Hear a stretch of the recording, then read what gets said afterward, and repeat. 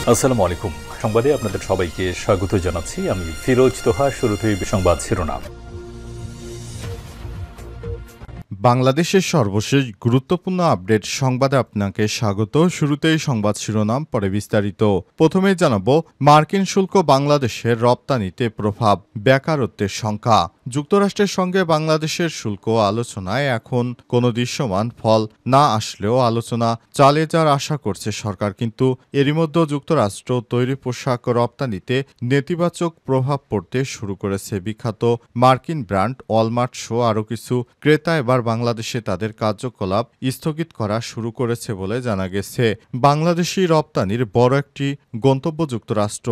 এ কারণে নতুন করে আরোপ করা মার্কিন শুল্কের প্রভাব শুধু তৈরি পোশাক খাতে নয়, বরং পুরো রপ্তানি খাতকে অস্থিতিশীল করে তুলতে পারে বলে আশঙ্কা করা হচ্ছে। বিশ্লেষকরা আরও বলছে, যুক্তরাষ্ট্রে তৈরি পোশাক সহ বিভিন্ন পণ্য রপ্তানি করেন এমন শিল্প মালিক ও ব্যবসায়ীরা ডয়েচে ভেলেকে জানান, শুল্কের হার প্রতিযোগী দেশগুলোর চেয়ে বেশি হলে প্রতিযোগিতায় পিছিয়ে পড়বে বাংলাদেশ। তাদের মতে শুধু বিকল্প বাজার খুঁজেই পরিস্থিতি সামাল দেওয়া কঠিন হবে। শিল্প খাতে বেকারত্বের আশঙ্কা করছেন তারা।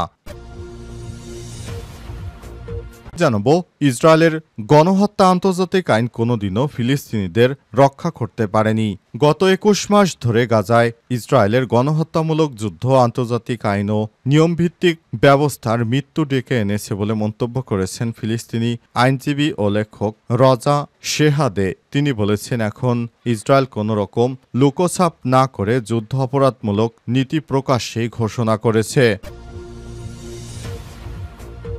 এরপর জানাবো, ফিলিস্তিনি মুক্তির শেষ অধ্যায় লিখে গেছেন হামাসের কমান্ডার মোহাম্মদ দেইব। ফিলিস্তিনি স্বাধীনতাকামী সংগঠন হামাসের সামরিক শাখা আল কাসাম ব্রিগেডের মুখপাত্র আবু ওবায়দা শহীদ কমান্ডার মোহাম্মদ দেইবের মৃত্যুবার্ষিকী উপলক্ষে তার বীরত্বগাথা স্মরণ করেছে। বলেছেন, তার ভাইয়েরা, সন্তানেরা, বিশ্বজুড়ে অনুসারীরা তার পথেই এগুচ্ছে এবং দখলদার শক্তির উপর কৌশলগত আঘাত হানছে। ইহুদিবাদী ইসরায়েলকে কোনোভাবেই শান্তিতে থাকতে দিবে না হামাসের যোদ্ধারা। এদিকে ইরানে গুপ্তচরবৃত্তির শাস্তি মৃত্যুদণ্ড, বাজেয়াপ্ত হবে সম্পত্তিও। ইরানের সংসদে গুপ্তচরবৃত্তির শাস্তি বাড়ানোর জন্য একটি সংশোধনী প্রস্তাব বিপুল ভোটে অনুমোদন করা হয়েছে। এদিকে সরকারের বিরুদ্ধে আন্দোলনে ৯০ দিনের আলটিমেটাম দিল পিটিআই। সরকার বিরোধী আন্দোলনকে ডু অর ডাই বলে আখ্যা দিয়ে পাকিস্তান তেহরিকি ইনসাফ পিটিআইয়ের নতুন কর্মসূচিকে দলের ভবিষ্যৎ নির্ধারণের আন্দোলন হিসেবে বর্ণনা করেছেন খাইবার পাখতুনখার মুখ্যমন্ত্রী আলী আমিন গাদ্দাফুর। মার্কিন শুল্ক বাংলাদেশের রপ্তানিতে প্রভাব, বেকারত্বের সংখ্যা। যুক্তরাষ্ট্রের সঙ্গে বাংলাদেশের শুল্ক আলোচনায় এখন কোনো দৃশ্যমান ফল না আসলেও আলোচনা চালিয়ে যাওয়ার আশা করছে সরকার। কিন্তু এরই মধ্যে যুক্তরাষ্ট্র তৈরি পোশাক রপ্তানিতে নেতিবাচক প্রভাব পড়তে শুরু করেছে। বিখ্যাত মার্কিন ব্র্যান্ড ওয়ালমার্ট সহ আরও কিছু ক্রেতা এবার বাংলাদেশে তাদের কার্যকলাপ স্থগিত করা শুরু করেছে বলে জানা গেছে। বাংলাদেশি রপ্তানির বড় একটি গন্তব্য যুক্তরাষ্ট্র। এ কারণে নতুন করে আরোপ করা মার্কিন শুল্কের প্রভাব শুধু তৈরি পোশাক খাতে নয়, বরং পুরো রপ্তানি খাতকে অস্থিতিশীল করে তুলতে পারে বলে আশঙ্কা করা হচ্ছে। বিশ্লেষকরা আরও বলছে, যুক্তরাষ্ট্রে তৈরি পোশাক সহ বিভিন্ন পণ্য রপ্তানি করেন এমন শিল্প মালিক ও ব্যবসায়ীরা ডয়েচে ভেলেকে জানান, শুল্কের হার প্রতিযোগী দেশগুলোর চেয়ে বেশি হলে প্রতিযোগিতায় পিছিয়ে পড়বে বাংলাদেশ। তাদের মতে শুধু বিকল্প বাজার খুঁজেই পরিস্থিতি সামাল দেওয়া কঠিন হবে। শিল্প খাতে বেকারত্বের আশঙ্কা করছেন তারা। বাংলাদেশ রপ্তানি উন্নয়ন ব্যুরো তালিকা অনুযায়ী ২০২৪ সালে বাংলাদেশ থেকে যুক্তরাষ্ট্রে ৯৮ ধরনের পণ্য রপ্তানি হয়েছে। এর মধ্যে প্রচলিত পণ্যের বাইরে অনেক অপ্রচলিত পণ্য রপ্তানি করা হয়। তবে বাংলাদেশের মোট রপ্তানি আয়ের ৮০% আসে তৈরি পোশাক থেকে। বাংলাদেশ থেকে রপ্তানি করা পোশাকের একক দেশ হিসেবে সবথেকে বড় গন্তব্য হল যুক্তরাষ্ট্র। আর পোশাক খাত সহ আরও কিছু শিল্প প্রতিষ্ঠানে এমন ইউনিট আছে যা গড়ে তোলাই হয়েছে যুক্তরাষ্ট্র রপ্তানির জন্য। জাতীয় রাজস্ব বোর্ড এনবিআর এর তথ্য বিশ্লেষণ করে দেখা গেছে 2024-25 অর্থবছরে যুক্তরাষ্ট্রের বাজারে 1 থেকে 100% পর্যন্ত রপ্তানি করছে এমন ব্যবসা প্রতিষ্ঠানের সংখ্যা 2,377টি। এর মধ্যে 801টি প্রতিষ্ঠান তাদের মোট রপ্তানির 50%-এর বেশি করেছে যুক্তরাষ্ট্রে। রপ্তানিকারকরা বলছেন যুক্তরাষ্ট্রের উপর বেশি নির্ভরশীলতার কারণে এই প্রতিষ্ঠানগুলো বেশি ঝুঁকিতে পড়বে। এই 801টি প্রতিষ্ঠান গত অর্থবছরে যুক্তরাষ্ট্র সহ বিশ্বের বিভিন্ন দেশে মোট রপ্তানি করেছে $666 কোটি পণ্য।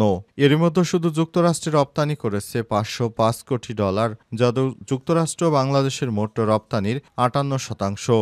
সব মিলিয়ে গত অর্থবছরে যুক্তরাষ্ট্রে $876 কোটি পণ্য রপ্তানি করেছে বাংলাদেশের মধ্যে তৈরি পোশাক রপ্তানির মূল্য $759 কোটি।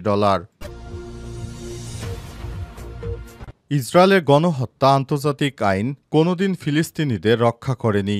গত 21 মাস ধরে গাজায় ইসরায়েলের গণহত্যামূলক যুদ্ধ আন্তর্জাতিক আইনও নিয়মভিত্তিক ব্যবস্থার মৃত্যু ডেকে এনেছে বলে মন্তব্য করেছেন ফিলিস্তিনি আইনজীবী ও লেখক রজা শেহাদে। তিনি বলেছেন, এখন ইসরায়েল কোনো রকম লুকোছাপা না করে যুদ্ধ অপরাধমূলক নীতি প্রকাশেই ঘোষণা করছে। সম্প্রতি ইসরায়েলের প্রতিরক্ষামন্ত্রী ইসরায়েল ক্যাটস গাজায় রাফায় ধ্বংসাবশেষের মধ্যে ফিলিস্তিনিদের একটি শিবিরে জোরপূর্বক স্থানান্তরের পরিকল্পনা প্রকাশ করেছে। এটি মূলত একটি কনসেন্ট্রেশন ক্যাম্প তৈরি করা শামিল বলে উল্লেখ করেছেন তিনি। দ্য গার্ডিয়ানকে ইসরায়েলি মানবাধিকার আইনজীবী মাইকেল স্পার্ট বলেছেন, কার্টস মানবতার বিরুদ্ধে অপরাধের একটি পরিকল্পনার ঘোষণা করেছে।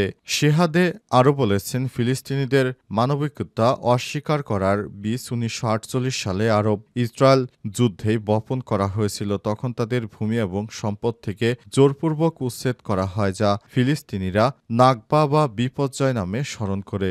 সেই থেকে ইসরায়েলের পক্ষ থেকে আরবদের ঘরবাড়ি ও জমি দখলে কোনো অপরাধবোধ ছাড়াই চালানো হচ্ছে। তিনি আরও বলেছেন, ইসরায়েলের যুদ্ধ অপরাধ ঠেকাতে আন্তর্জাতিক প্রতিষ্ঠানগুলোর ব্যর্থতা হতাশাজনক। আন্তর্জাতিক ফৌজদারি আদালত ইসরায়েলের প্রধানমন্ত্রী নেতানিয়াহু এবং সাবেক প্রতিরক্ষামন্ত্রী গ্যালেন্টের বিরুদ্ধে গ্রেপ্তারি পরোয়ানা জারি করলেও কোনো পদক্ষেপ নেওয়া হয়নি। পশ্চিমা দেশগুলো এখন ইসরায়েলকে সামরিক ও রাজনৈতিক সমর্থন দিয়ে যাচ্ছে। তবে শেহাদে মনে করেন, ফিলিস্তিনিদের আশা আন্তর্জাতিক আইনের উপর নয়, বরং তাদের সুমুদ বা দৃঢ়তা টিকে থাকার মানসিকতার উপর নির্ভর করছে। তিনি আরও বলেন, ৭৭ বছর পরও ফিলিস্তিনিরা তাদের ভূমির প্রতি অটল থেকেছে এবং পশ্চিম তীরে অবৈধ বসতি স্থাপন ও ভৌগোলিক পরিবর্তনের উপর আমরা ছেড়ে দেইনি।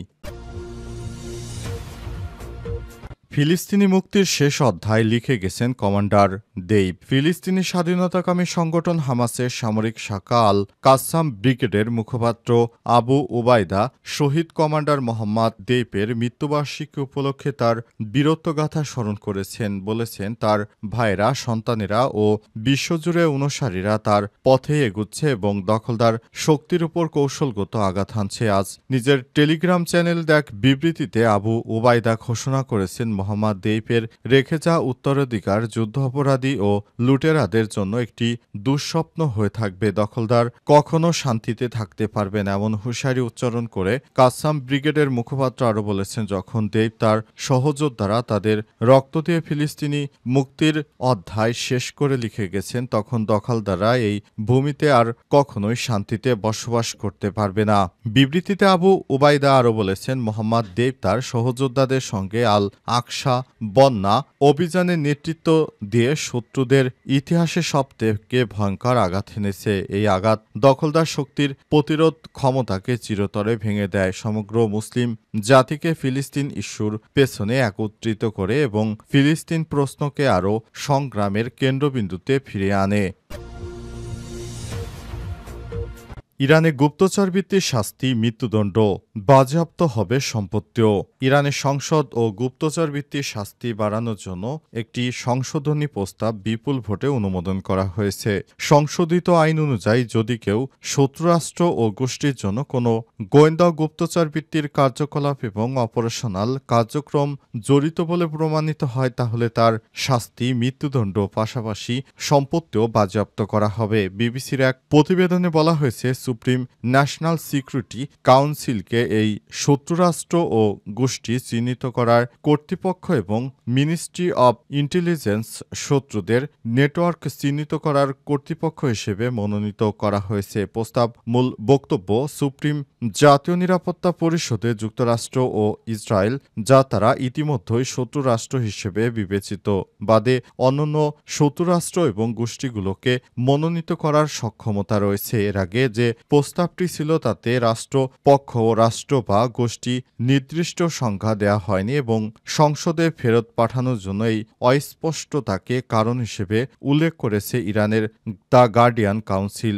সংশোধিত মূল প্রস্তাবের আরেকটি অনুচ্ছেদে জনসাধারণের মধ্যে বিভাজন বা জাতীয় নিরাপত্তার ক্ষতি করার উদ্দেশ্যে শত্রু বা বিদেশি নেটওয়ার্কগুলোতে যারা তথ্য বা ভিডিও পাঠায় তাদের শাস্তি নির্ধারণের জন্য বিশেষ আলোচনা করা হয়েছে। নতুন প্রস্তাব অনুযায়ী ওই কর্মকাণ্ডগুলো এখন থেকে অপরাধ হিসেবে গণ্য করা হবে।